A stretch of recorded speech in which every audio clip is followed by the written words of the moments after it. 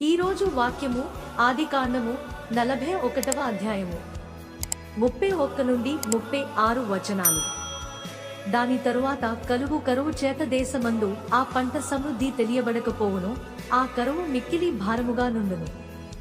ఈ కార్యము దేవుని వలన నిర్ణయింపబడి ఉన్నది, ఇది దేవుడు శీఘ్రముగా జరిగించును. అందుచేతనే ఆ కల ఫరోకు రెట్టింపబడెను.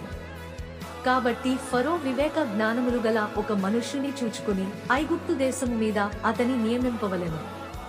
ఫరో అట్లు చేసి ఈ దేశము పైన అధిపతులను నియమించి సమృద్ధిగా పంటపండు 7 సంవత్సరములలో ఐగుప్తు దేశమందంతటను 5వ భాగము తీసుకునవలెను.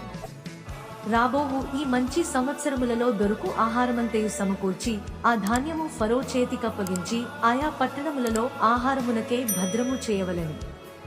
కరువు చేత ఈ దేశము నశించిపోకుండా ఆ ఆహారము ఐగుప్తు దేశములో రాబోవు కరువు సంవత్సరములు 7కి ఈ దేశమందు సంగ్రహముగా నుండునని ఫరోతో చెప్పెను. దేవుడు ఈ చిన్ని లేఖన భాగాన్ని దీవించి ఆశీర్వదించునుగాక.